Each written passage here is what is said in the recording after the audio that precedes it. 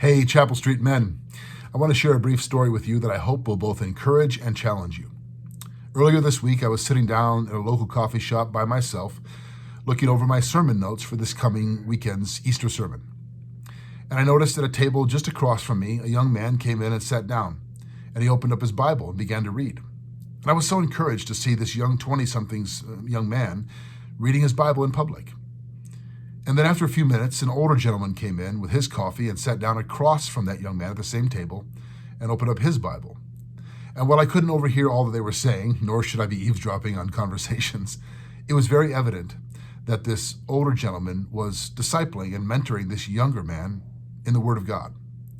And it was deeply encouraging to me to see right out in public an older gentleman mentoring a younger man in the knowledge of the Word of God.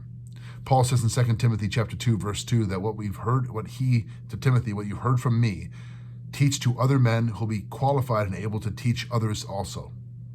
And then in Titus, Paul says in Titus chapter 2, that older men are to be sober-minded, self-control, and full of the Spirit of God. And that likewise, they're to teach young men to be the same. We have a spiritual responsibility to teach each other, to mentor each other. So whatever age you are, whatever stage you are in your spiritual journey, I want to challenge you.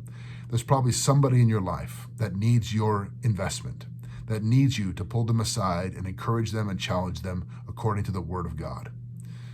You know, after I finished my little time of study and looking over my notes, I packed up my stuff and I was about to walk out. I felt God sort of prompt me to encourage those two men who were sitting at that table still. So I walked over and I just said, hey, it's great to see two men digging into the Word of God. And the young guy looked up at me and said, that's how we roll. I love that. I've thought about that a number of times. So, men of Chapel Street, that's how we roll, to encourage each other in the Word of God. Let's do that.